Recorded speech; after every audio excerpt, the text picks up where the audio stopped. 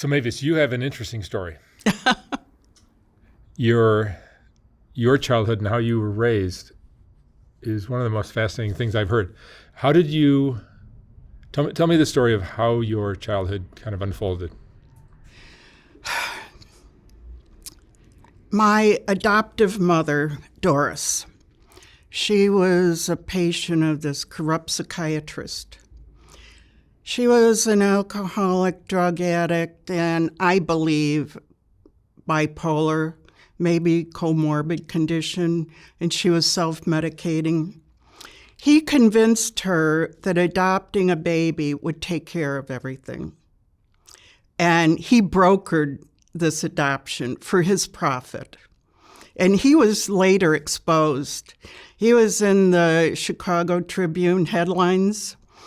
And for that, it was for nursing home scams and abuse. That was in 1963. In 1964, he declared bankruptcy. So going back to 1949, when I was born, in Chicago, I was raised in a little town 40 miles south of Chicago, 500 people.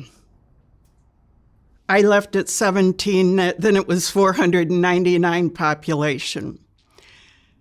Doris and Jack lived with my grandparents because they couldn't afford to live independently, nor emotionally. And we lived in a little tiny 4-room cottage. I slept with my grandmother in a twin bed. My grandfather slept in the other twin bed. And when I got too big to sleep with her, we did have an enclosed porch. I mean, we had a porch, but it wasn't enclosed. They enclosed that. So that's where Grandpa slept. No heat, but they did put a fireplace out there. I had a very humble beginning, very humble. My grandmother used to say, we have a roof over our head and food in our belly. That was good. And as I got older, her major focus was that I maintain my virginity. That was child rearing as far as she was concerned. I had a purpose. And from as early as I can remember, I was told that I had a purpose, and that was to take care of Doris. And I was never a child. I lived in a neighborhood of all old people. They all spoke with a German accent.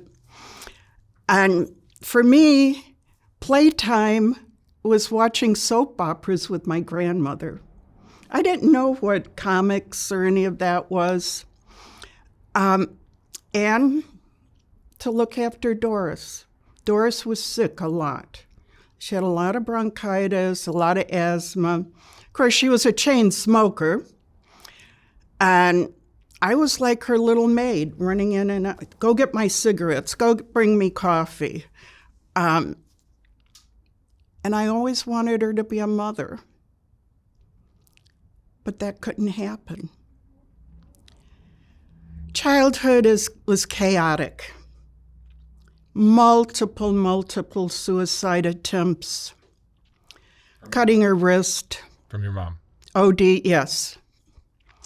Did you feel loved as a kid? My grandparents, I felt loved by my grandparents.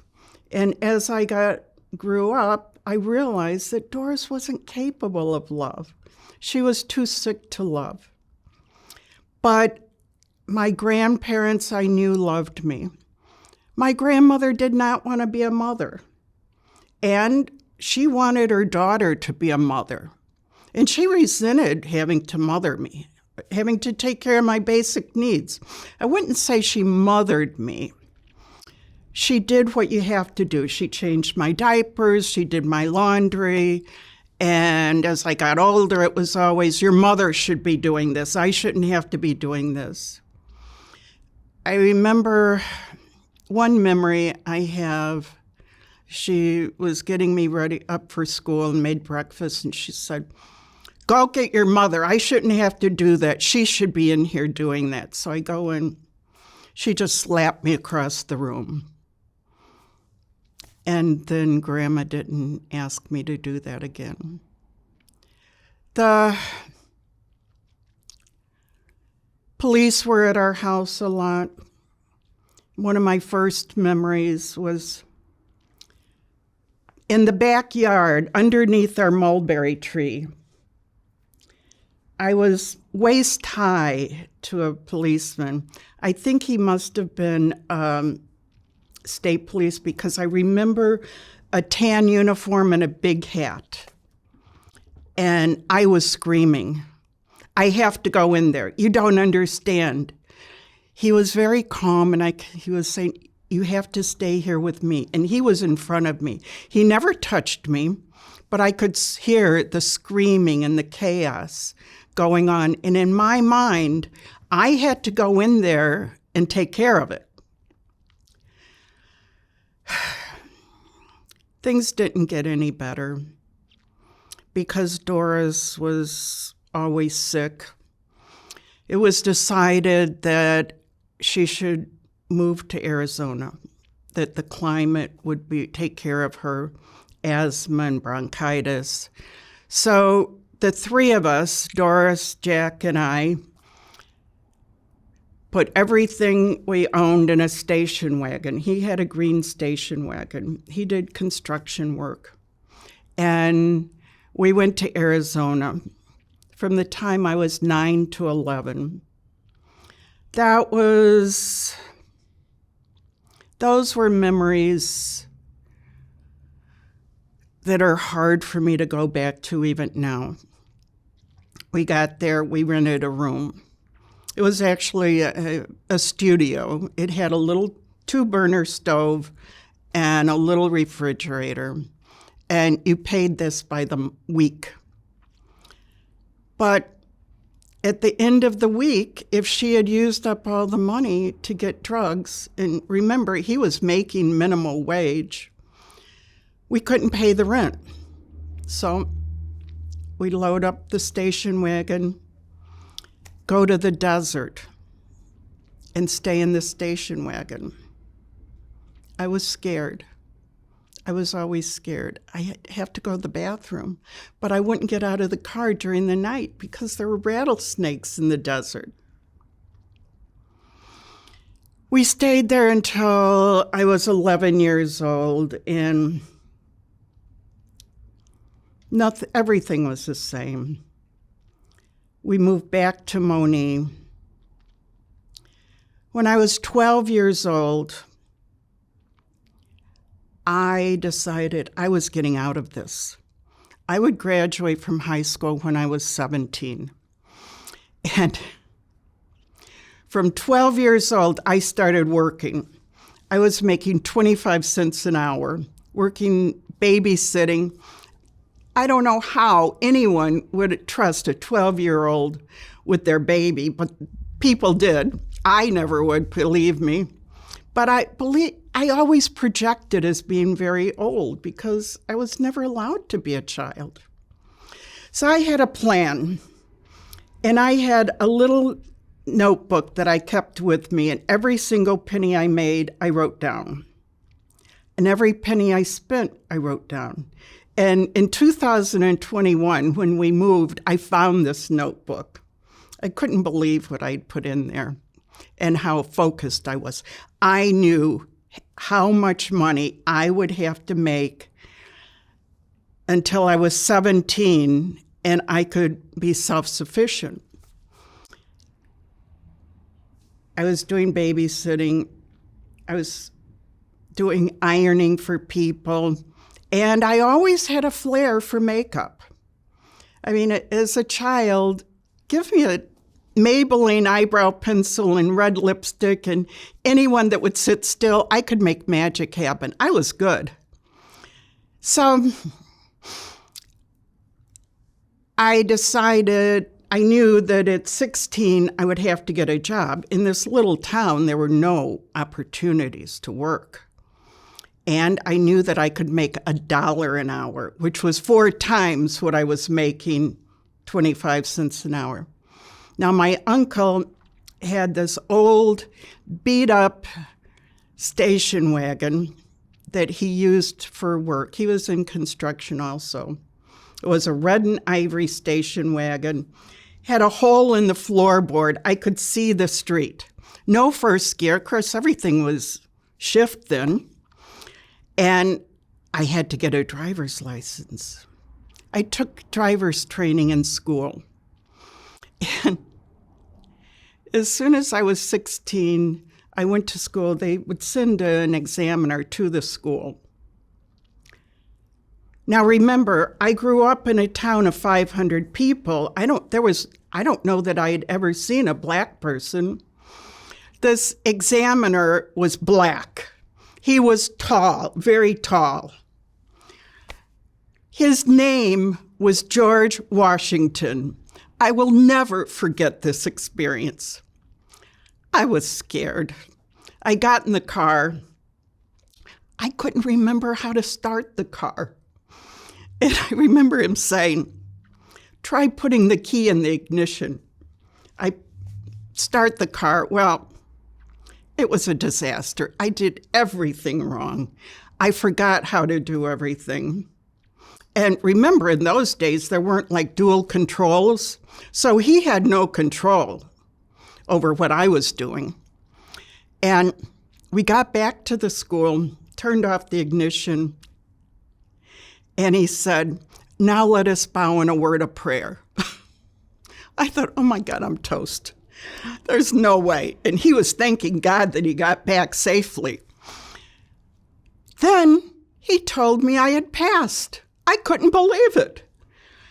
I was so happy. Now that I'm old, I realize he passed me because he didn't want to go through that experience again. So I had the old station wagon, and I got a job in 10 miles away. And for some reason, I knew to go to an employment agency. They sent me out, and it was in a laboratory, Silicor Laboratories. They were testing for salmonella. Now, when I find something that I like, I'm going to learn everything there is to learn about it. Dr. Silicor was very well known in salmonella research, and he had written a lot of papers. Well, I got my hands on everything he wrote. I went to the library. I didn't know anything about salmonella, and they taught me how to do everything. The lab manager was teaching me. I was standing next to him. I thought this was just fun. This was like playtime with a Petri dish and streaking and a Bunsen burner. And I was learning. And because Dr. Silicor was so well known, people would, across the country, send samples in for more extensive testing. And they taught me how to do this. And I had decided that I was going to go to Bible college. I had gotten religion, and that's another story. This fundamentalist, every decision is in the Bible. The answer is in the Bible. Or Jesus makes the answer, gives you the answer. You pray to Jesus, which was probably good at the time for me because I had no security at home. And I became involved in the church, and every dollar I made, 10 cents went to the church. I saved enough money to go away to Bible college into Chicago, and my plan, and remember, I was hyper-focused. I knew exactly what was going to happen. There was a lab that sent us samples that was in the city. And all I had was an address, the name and an address. So as soon as I had an opportunity, I had the address. I didn't know where it was. On the floor, I was staying in a dormitory, and on the floor there was a pay phone book. In the directory, there was a map. I tore the map out of downtown Chicago. Now, I was on a very strict budget. I would not allow myself 25 cents for a bus fare. I walked. I had no idea. I was so young and dumb.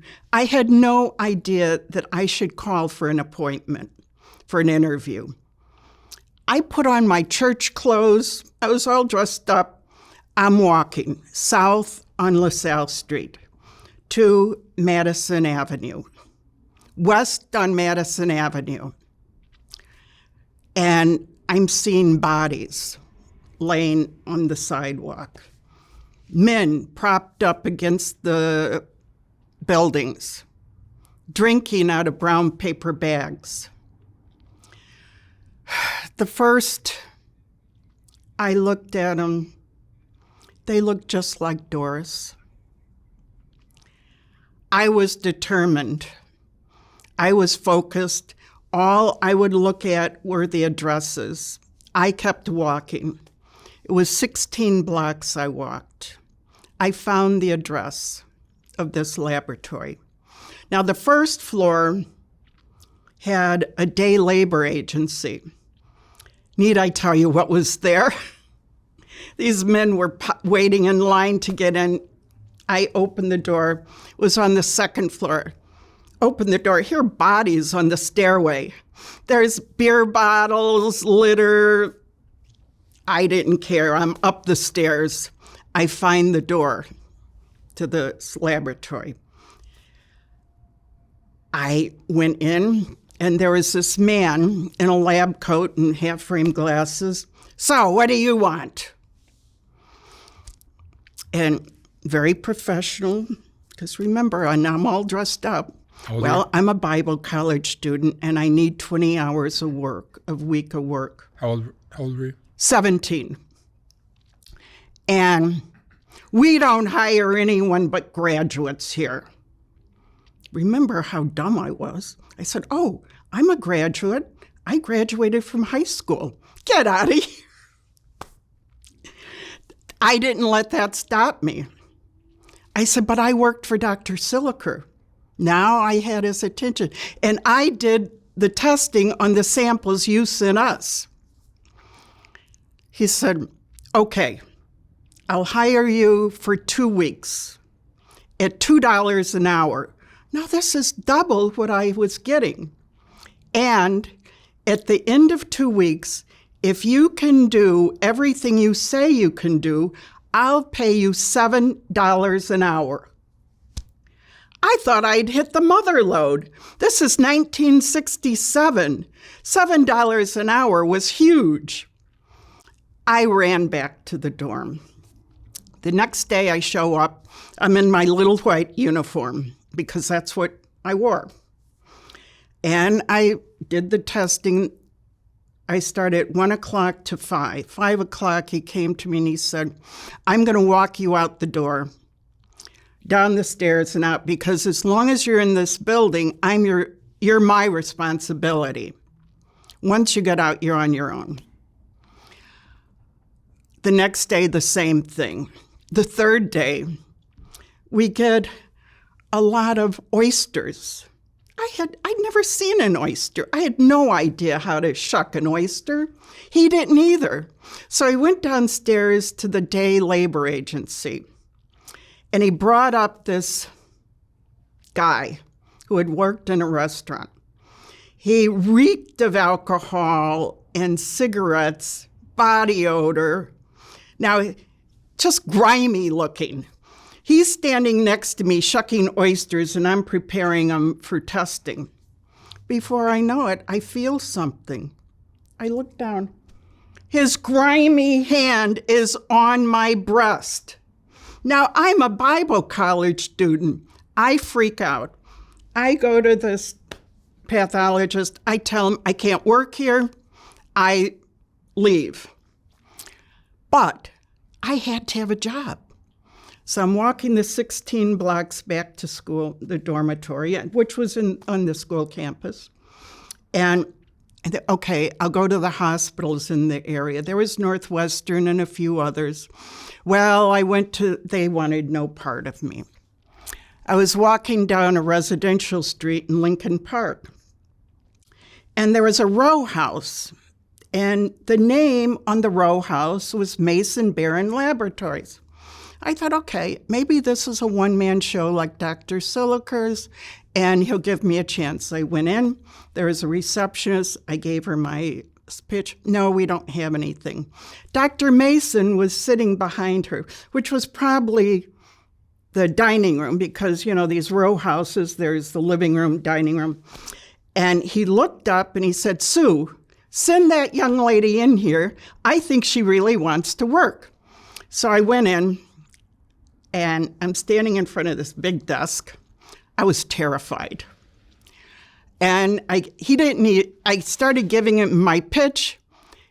He didn't even let me finish. He yelled out, he said, take this young girl across the street to Eleanor. Tell her I said to give her a job. She'll wash test tubes. She can do anything you want her to do. So Sue took me over to Eleanor. We go in a back entrance. She opens the door. Here's this huge space with these people in white uniforms and white lab coats. This was not a one-man operation. She introduces me to Eleanor, takes me on a tour. The drawing room. This was a blood bank that paid for donors. At that time, I believe it was $10 a unit of blood. If you had an unusual type of blood, like O negative, you could get $15 an hour. So I have a job. They put me in the drawing room. I never washed a test tube. And Lucy was the boss lady. There was, I think, 3 people that worked in this room. So I followed Lucy around for 2 weeks. Now, Lucy was a piece of work.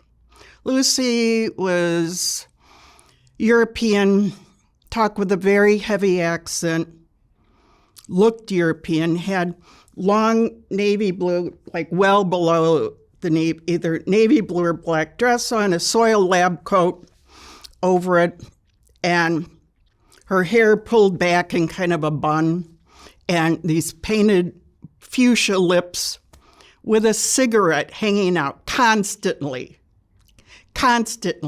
She would be drawing donors with the cigarette ashes falling off.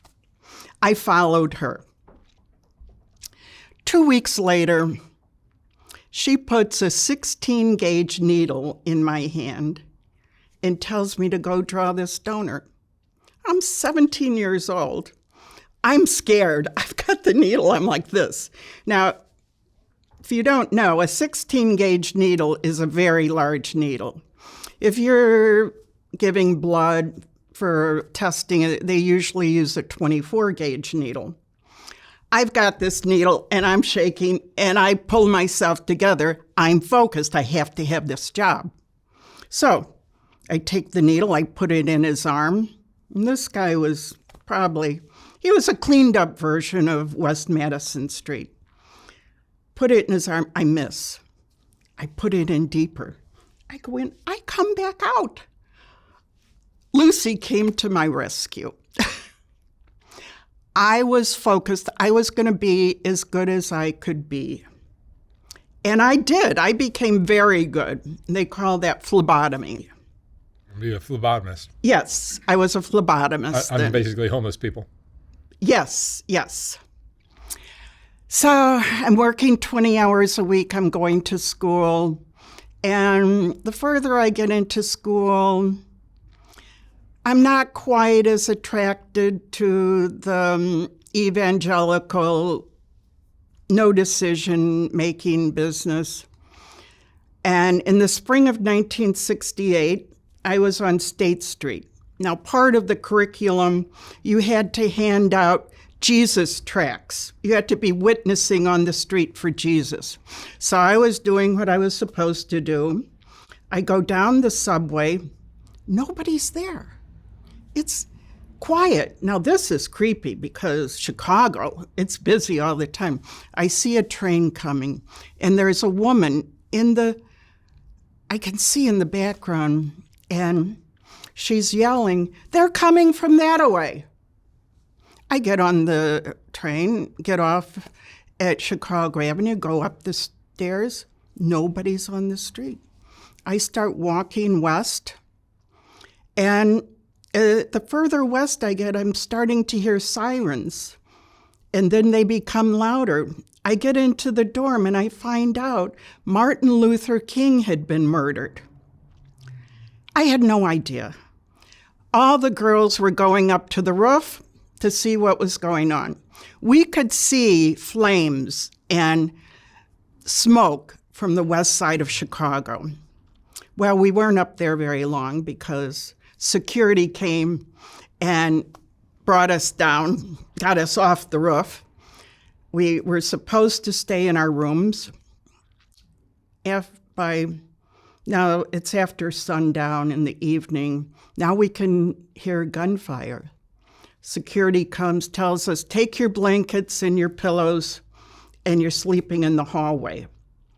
We still didn't know the magnitude of what was going on. For the girls, it was kind of like a great big slumber party. The next morning, we get up. The school is surrounded by National Guard. Then by noon, we're told that the school was closed indefinitely. They brought buses into the interior of the school, and the National Guard escorted us out. And I think I got on the train, the IC train, and went home. My memory fades then. The school was closed for 2 weeks. This was then during spring break. I never went back to school. The blood bank was more than happy to take me on full time. And then I got a room. I rented a room in a rooming house for women right on North Avenue overlooking Lincoln Park. The summer of 1968 was the Democratic Convention when Mayor Daley issued the shoot-to-kill order. It was terrible, terrible. Riots everywhere. But I had to go to work. I walked through this because I was walking distance. The blood bank was on North Clark Street across from Lincoln Park. They weren't bothering me. I was in my little white uniform. And then I continued working full-time. Now I'm going to night school and working 6 days a week in the lab, in the blood bank. And one of the managers tells me that there's an opportunity in those days it was called Wesley Memorial Hospital. It was part of Northwestern. It's been torn down now. For working Sundays doing pre-ops. And pre-ops are patients that were having surgery on Monday, they would bring them in the night before in those days, and then those people that would need blood, I would do the cross matches. I worked from 3 to 11. But the big advantage, if I worked even that long, I got free tuition for Northwestern night school. This was great. So I started going to night school. That was a great thing for you. Oh, absolutely. And I loved everything medicine. I started learning, and the other people that were doing these pre-op, now I was the only one that did blood bank, but the chemistry and hematology, they were all medical students. I'm sure they thought I was much older than 18. And I just became one of the guys. And I picked their brains for everything. And they didn't know, I would go to the medical library. I just pretended I was a medical student, and I went in and I could find out anything I wanted. So the blood bank would do blood driving events where they would go on location, draw blood. We were at a hospital for a 3-day event. I was there. The pathologist started talking to me. By the end of 3 days, he offered me a job. And he would teach me everything. Now remember, I was an eager student. So I quit the blood bank. I went to work for this lab. Now the pathologist was about my height, rounded. I thought very old, maybe 50, and had this slimy smile on his face. And I started working, and I realized that all the girls that were working in the lab, they were all young. They were from impoverished backgrounds like I was. He taught me a lot. He was tough. And now that I'm old, I realize he was sadistic. He would give me chapters to read. And then the next morning, he would have me stand in front of his desk and he would question me. I was going to get those questions right. This would go on. Then the greatest learning experience I had was doing autopsies with him. That was graphic. He would make a big Y incision, take body parts out, and explain everything about them. The weight, the color they were supposed to be, what was wrong with them, and he would be dictating. The 1st of July, that's when interns and residents start. Then he'd have the interns and residents, and they were all men. No women were in medicine then. So there was all these men, and then there was me standing there with the body laid out. He would pull out body parts, and he would play what he called pass the organ. He would pass the heart, and he would start questioning these not medical students, interns and residents. Then he would give me the body part, and he would say, tell him what's the answers. And of course I would. So now I'm working 5 days a week there. I get a job working 6 to 8 at another hospital drawing blood. And I'm going to night school. I'm working Sundays at doing pre-ops. 1972, Roe versus Wade is passed. Saturday, there was an opening, the first abortion clinic ever in Illinois on Michigan Avenue.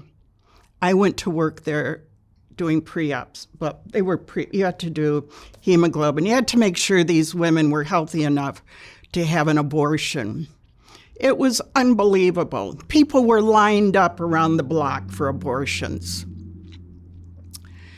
So I want to go to medical school. That was my decision. I was working 7 days a week, going to night school. I go home, I tell my grandmother, I want to go to medical school. She starts crying. Oh my God, you'll never get married now. Because remember, her main focus was that I remain a virgin and I get married to a man that can take care of me. Even though I'd been taking care of myself, I needed a man. So I continued to work like this, and I burned out. My work was sloppy. I couldn't keep up with school. My dream was gone. I couldn't even get an undergraduate degree, much less go to medical school. And in that time, I was probably maybe 19, 20. I started playing on Rush Street. The first time in my life, I'm acting like a kid. I find mini skirts, hot pants, go-go boots. I grow my hair blonde. I bleach it blonde. I've got a Farrah Fawcett haircut. Of course, everybody was wearing really high heels. I started dancing. Of course, I was never allowed to dance. I decided I really liked dancing. And in those days, Rush Street was called the Street of Dreams, because that's where men would go to realize their dreams. They would pick up girls. Well, I had a plan. As I was getting out of going to school, I couldn't continue school, and 7-day-a-week work was not happening for me. I decided I wanted to pursue makeup, and I started taking courses. I wanted to be a photo makeup artist, and I was taking photo makeup artist courses and courses in camouflage, because my idea was that I could marry my medical experience with patients who had had burns, trauma. And I set up my business. I was very focused. I had a 5-year plan. I had a business plan. The name of my business was Metamorphosis. It was the first ever image consulting firm in Chicago geared to business women. But of course, I would have personal consultations with anybody who would pay. And I developed a seminar, and I started selling my seminar. I had a scrub nurse that came to me. She wanted to learn how to do photo makeup because she wanted to be a model. So, of course, I'm looking at every opportunity I can find. So I started telling her I wanted to find patients that were burn victims and trauma. And she goes, "Oh, my God, I know the best surgeon I've ever seen operate. He's a plastic surgeon." And because of my experience in the hospital, I knew that nurses told it like it is. They are very honest. They're not going to tell you somebody is good if they're not.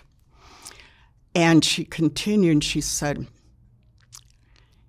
"He is so nice, and he's funny, and he's single, and he would love you." Well, she finally hooked us up. Now, Cindy,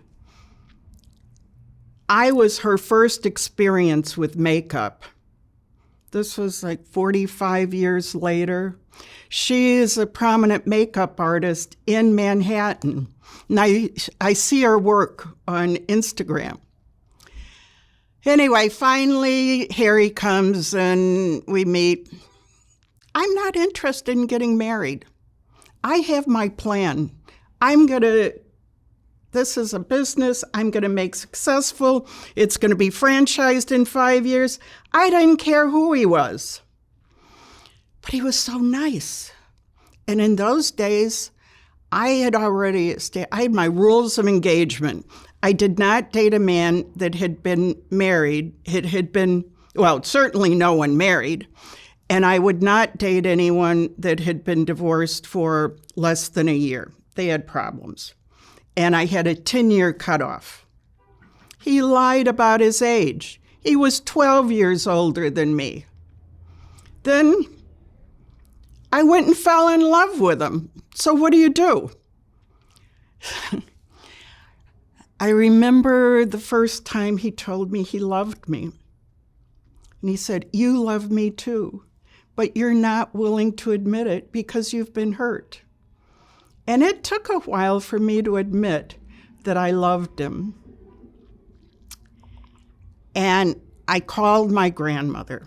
Now remember, if I heard it once, I heard it over and over, that I maintained my virginity, and every time I would see her, she'd take me in the bedroom. Are you still a virgin, Mavis? And I would say, yes, Grandma. I told her what she wanted to hear. Then she would go on about, all I want before I die is to know that you found a man that will love you and take care of you. She didn't care that I had been in the cosmetic industry. I was Midwest in sales and marketing.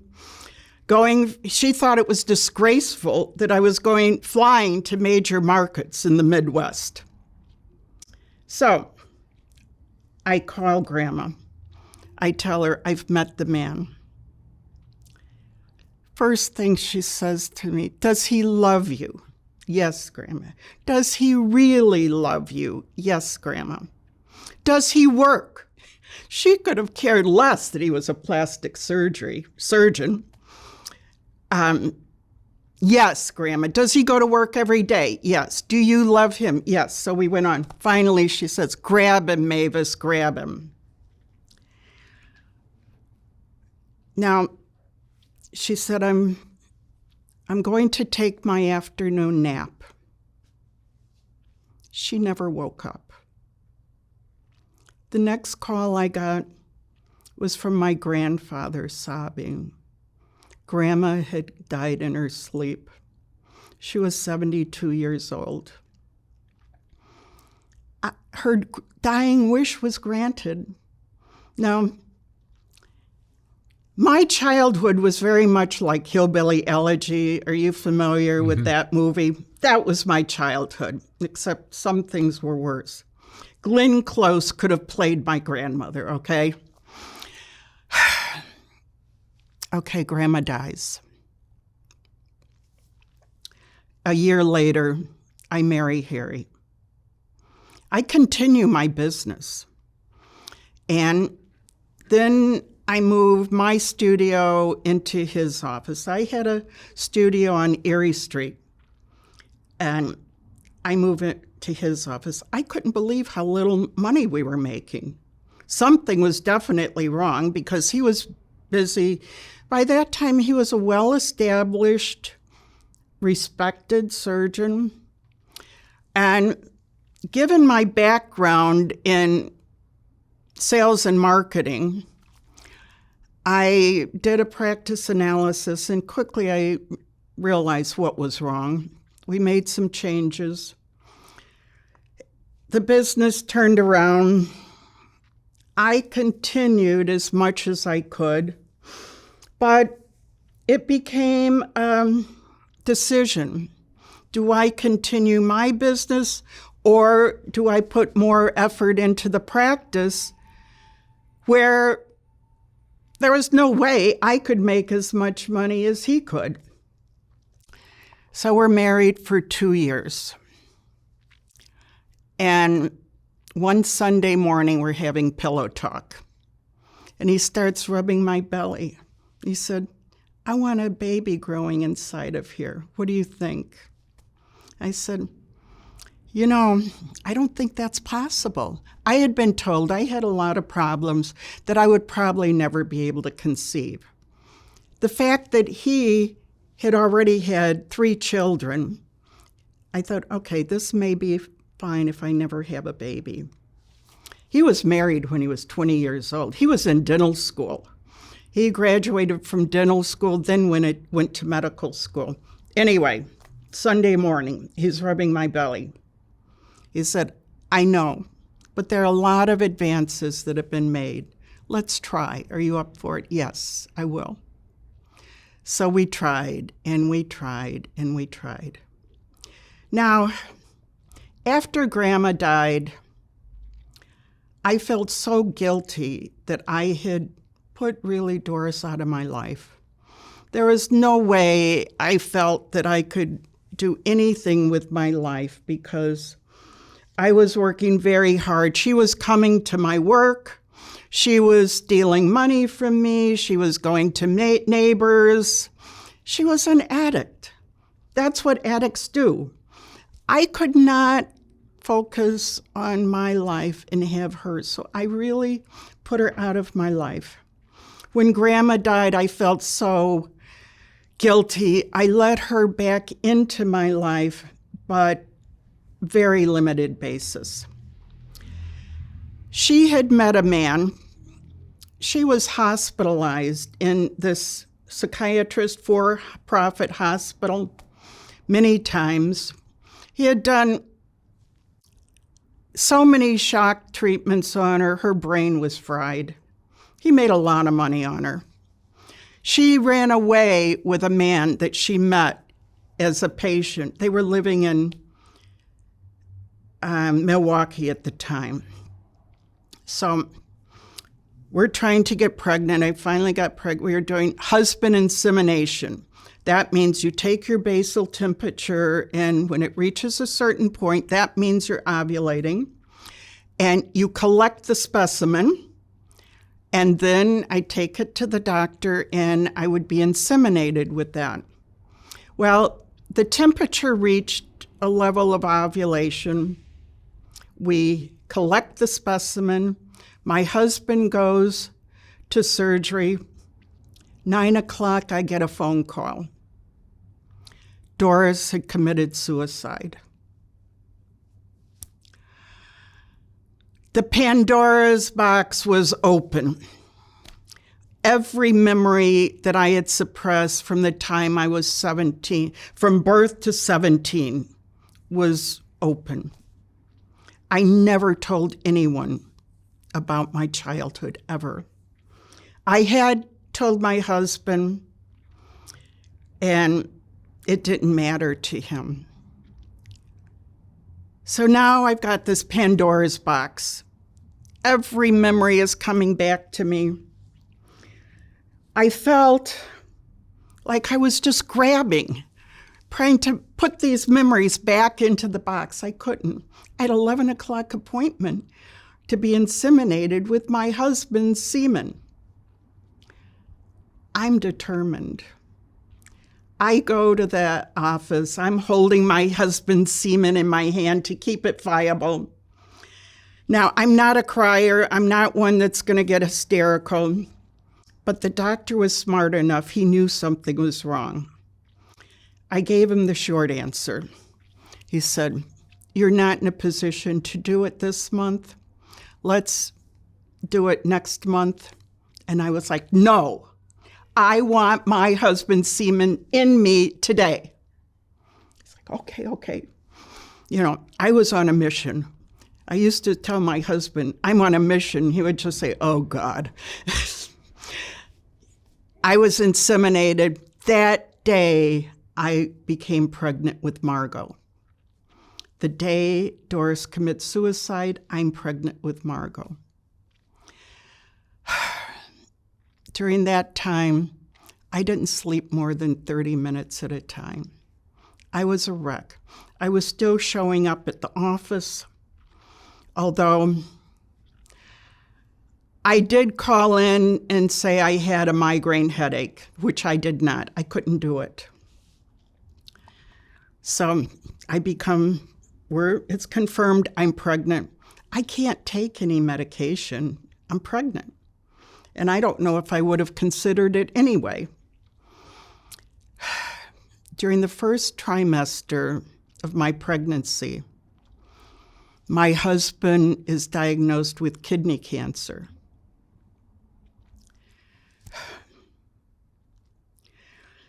There's a 30% 5-year survival rate for kidney cancer, at that time anyway.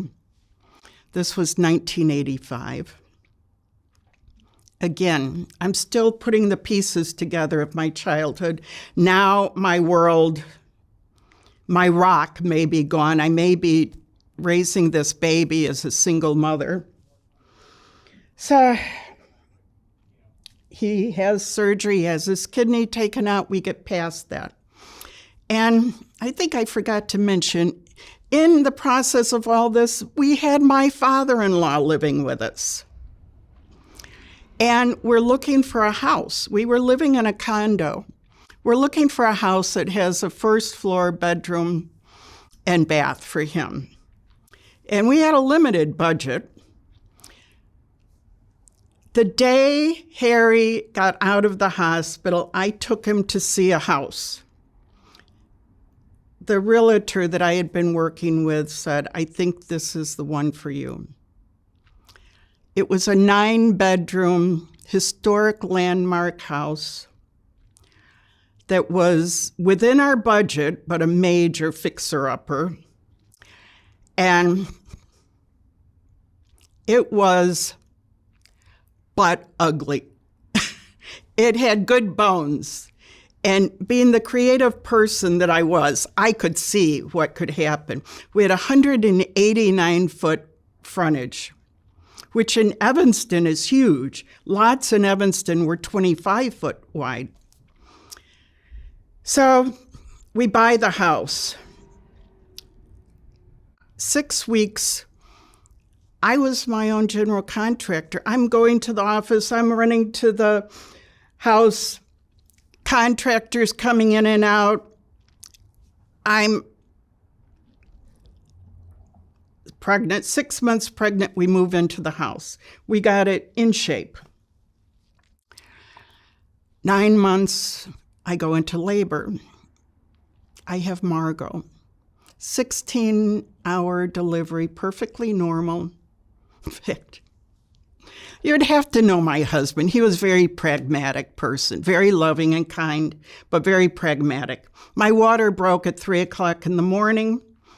I wake him up, I say, and I went immediately into labor. I said, I'm in labor, my water broke. He said, how far apart are the contractions?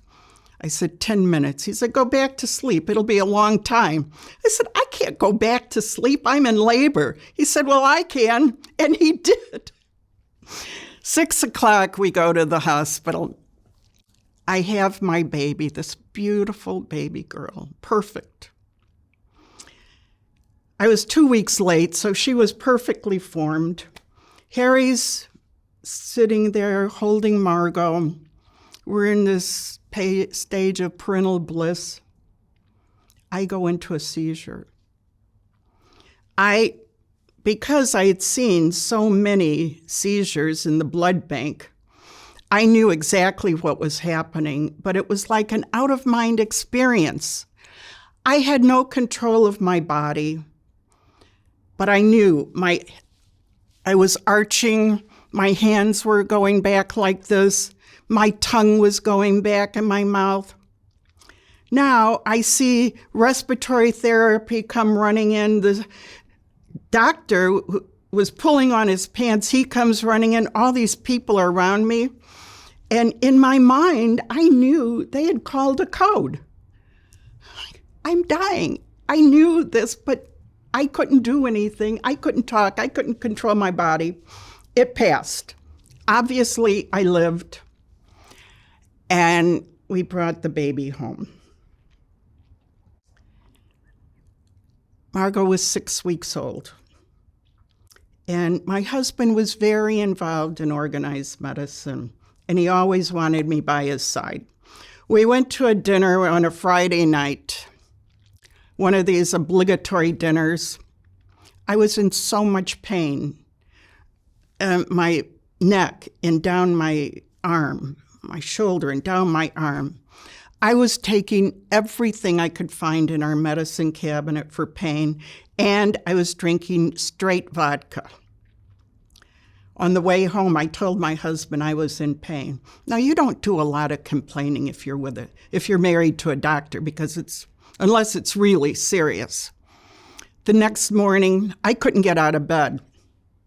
My arm, I'd lost complete use of my right arm. He called a neurosurgeon that we knew. He talked to me, said, I can't begin to do a neuro evaluation till all the stuff you have in your body is out. It has to be at least 24 hours. He said, I'll come by your house. He came by. He positioned me so I wouldn't be in excruciating pain and I could live without the pain. Next day, Harry took me to see him. It was a Sunday. He came in. He did a neuro exam, direct admission. You can't even go home. I was in traction and on morphine. Nothing began to touch the pain except morphine. I have a 6-week-old baby at home. Harry would bring her. I couldn't hold her and put her on my knees. By that time, Harry was doing at least 3 feedings a day. We had help, but he felt a parent should be doing 3 feedings at least a day. He would put her on my knees, and she would reach her little arms out to Daddy. She didn't even know who Mommy was. 10 days, the doctor does a myelogram. There were no MRIs at that time. In a myelogram, you put dye into the spine. The doctor was there. He injected my spine with dye, took these x-rays. Every time he'd position me, it was excruciating pain. He'd up the morphine. Got the result. Came back. He said, okay, you're as bad as they get. You have 2 completely herniated cervical discs. You are the type of person we see in farmers that do such hard labor and in doctors' wives that don't go to the doctor till the bitter end. The only option is surgery. He said, but Shelley, his partner, was on vacation, wouldn't be back for a week. He said, I'm not going to operate alone because if you become a quad, I'm not going to take responsibility. This is not what I wanted to hear. I go back home. I could manage with some pain medication. Still couldn't hold Margot, but I was there with her. Go back to the hospital. I have surgery, 4.5 hours surgery. Then you go into ICU. Did all that. I recover. Now, I felt very committed to the hospital. They had been wonderful to us. They had really saved my husband's life. They had been very good to me. This was a Catholic hospital in Evanston. I decided that they should open up a daycare center. I became involved with the auxiliary. Because of all the problems we had with childcare, and I started doing research on daycare in the workplace. I was committed. I went to the CEO, I went to the mother in charge, I went to the sister, I went to chairman of the board. No, it's not in the budget. And I was, put it in the budget. And then I was smart enough to use the retention angle. You will save money because of employee retention. Finally, I got it approved. I chaired a ball. We made $500,000. They opened up a daycare center. In 1994, the daycare center was dedicated, and I did not do this alone. I had some very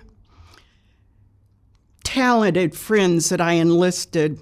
Our children spoke at the groundbreaking ceremony. Margot, I think, was 5 or 6 years. She could read.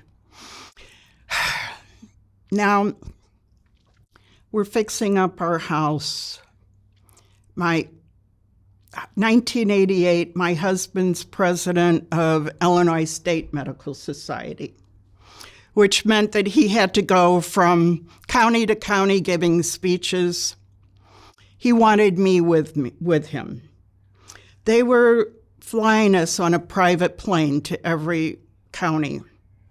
We would have to go, they would send a car, we would go to this airport that dealt with private planes. I didn't want to leave my babies. So by this time we had 2 au pairs. These are girls that come over from Europe for 1 year. So I take 1 year, 1 au pair and 1 baby. Now, they always had a pilot and a co-pilot.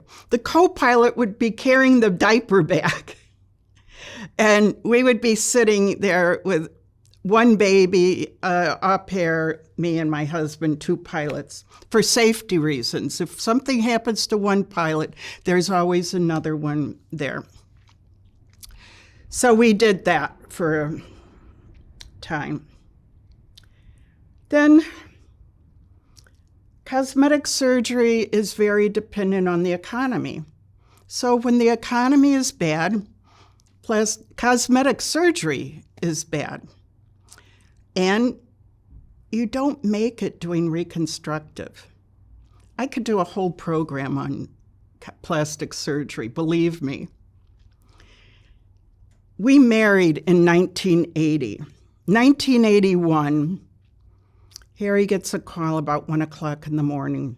He didn't come back till the next morning. It was a model. She was a singer, dancer, actress, model in her 20s in a car accident. She had gone through the window and back again. She was hit by a drunken driver. She had, her whole forehead was open, flapped up, all the way across here, flap on her nose. Her face was shredded, absolutely shredded with glass. He worked on her for 4.5 hours. And when he came home that morning, he said, I just operated on her. It was a young girl, talented model. She'll never work again. She did. 2 weeks after this incident, she came into the office. Now, we had to schedule her when no one else was there because it was too difficult for any other patient to see her. She was that bad.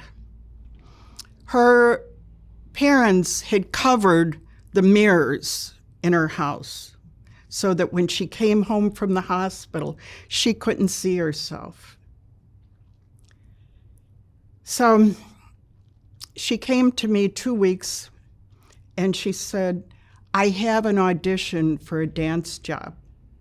I want to look good enough so that people will look at my face and not at my feet. I literally took a scapula and painted her face with like putty and powdered it down because she had such gorgeous inner skin. Tried to make the best I could of her eyes. A piece of her eye was missing. He had to do that. She couldn't even close one eye. Half of her lip was left on Lakeshore Drive. He reconstructed her lip. You have to wait at least 6 months to see how things get settled before you can do really reconstructive surgery. This woman, Debbie, she became a good friend.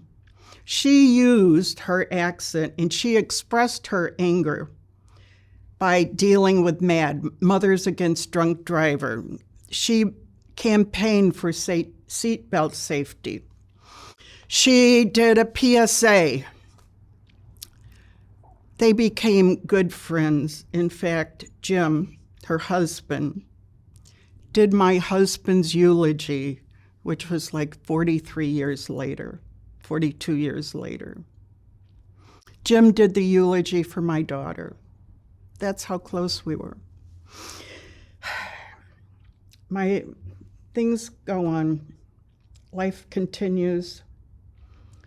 The cosmetic surgery is not just boob jobs and facelifts. Of course, there is that, but it's from newborn with an extra digit to end of life, people that have decubitus or bed sores. And of course, there's the boob jobs and the facelifts, and I can tell you amazing stories. You want to hear a blooper? Sure. Oh my God. My daughter eventually started working in the office. We had a couple come in. I'm there. And they came in, they had the wrong date. Harry was in surgery. Now, this man is big, muscular, black. He was wearing, I think he was a guard and a security guard someplace. My mind is bad. the first thing I thought of was Big Pecker. You know what I mean? Yeah. And so they come in. He was upset because it was the wrong date with his, I don't know who she was. So I'm trying to make nice. I said, I can talk to you. I can give you brochures, and I can offer you some hot tea. The only cold drink I have is a Dr. Pecker. He looks at me and he goes, wow, you really have a way with words. Thank God for my focus. I pulled it together. Anyway, that's one blooper, but, okay, 13 years old, Margot's she's diagnosed bipolar. I learned everything there is to know about bipolar. I'll shorten it up for you. She was working in the office. She was going to a therapeutic day school. Schools do not understand mental illness. I was on a mission to educate the schools. I finally got tutoring the school. There is an American with Disability Act that was passed in 1990 that mandated students have to be educated, and they have to make whatever accommodation necessary. She was out of school for a year and a half, and I finally got home tutoring for her. Eventually, we got her into a therapeutic day school. She was stabilized, graduated high school, worked in the office. She was very smart. She was going to take over for me. By that time, we had bought into a surgery center, and we had other doctors, and I was managing the whole thing. She was 23 years old. I was at the office. I get a call from Harry. Margot's in the emergency room. She had a seizure. She had developed a seizure disorder in high school. I immediately go to the hospital. He tells me he'll meet me there. I call the hospital on the way. I asked to speak to the nurse or the doctor. They put the social worker on. I knew when the social worker got on the phone, I knew she didn't make it. I got to the hospital. Social worker was waiting in the doorway. They're working on her. The doctor came out. All I said was, did she make it? Now, this is my beautiful, brilliant survivor daughter that had been through so much pain that you go through with bipolar. She was gone.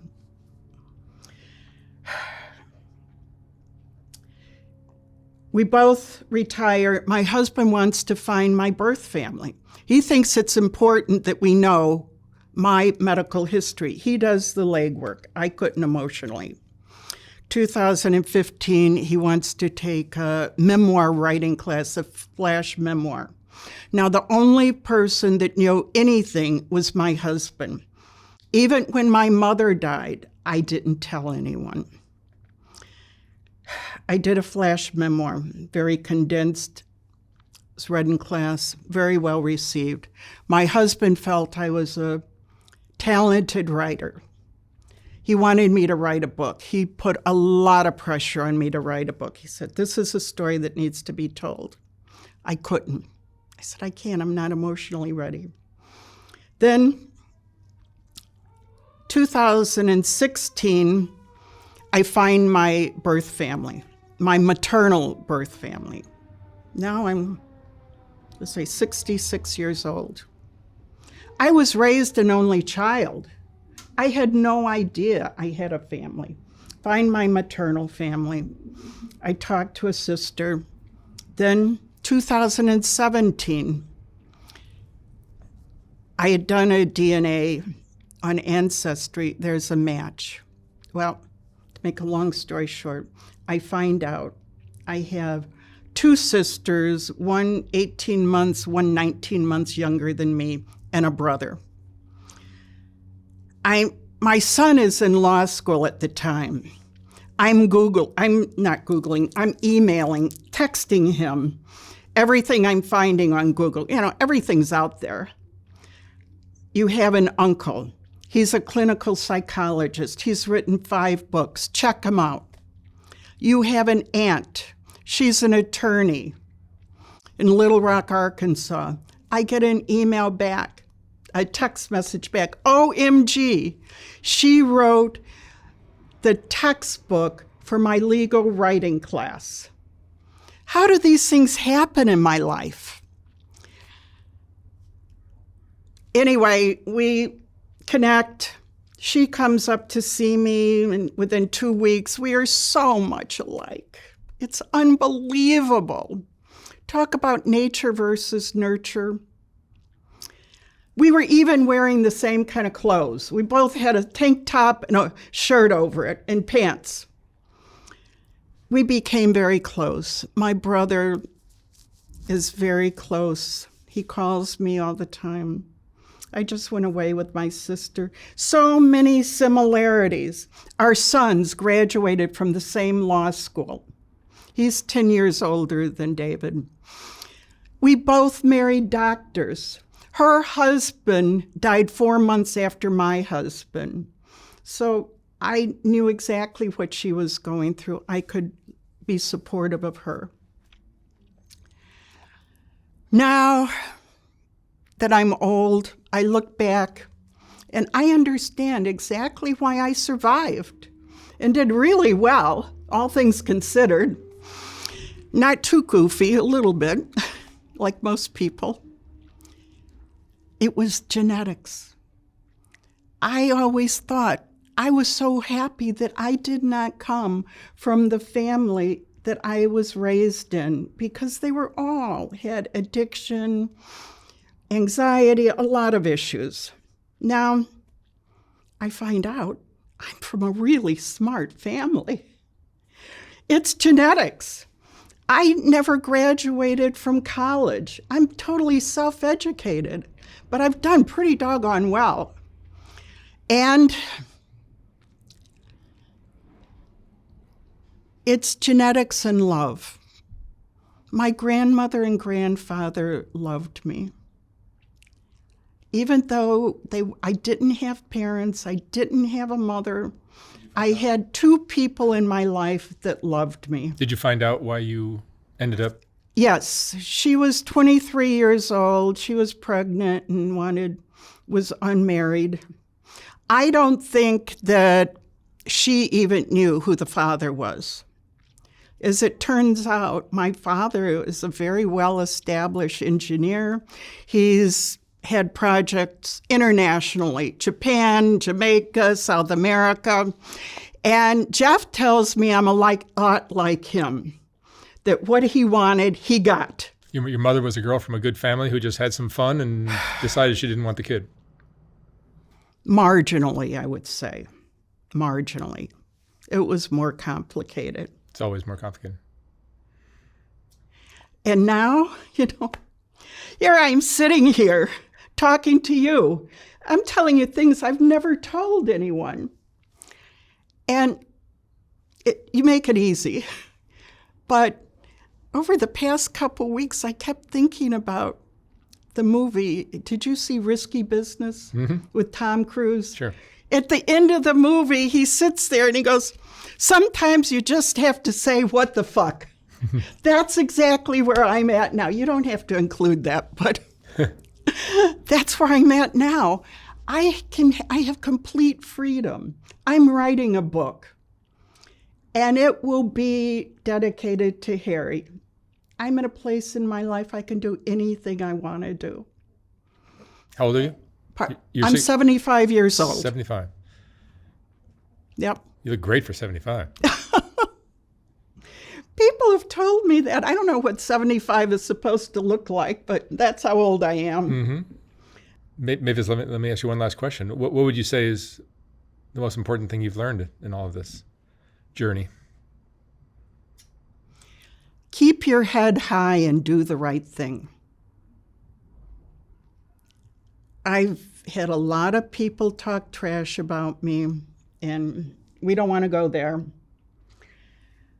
When you marry a man who has another family, there's a lot of complications. And there was issues before with my family, with my adoptive family. Just hold your head high, stick to your goals, focus, and do it. Now that you've learned all of this, do you relate more to your biological family or your adopted family? No. Well, adopted family, there's no one left. There's a cousin. But who do you relate to? Now I relate to my siblings. My father was deceased, and my mother, before I found out. Remember, I was 66 and 67 when I found him.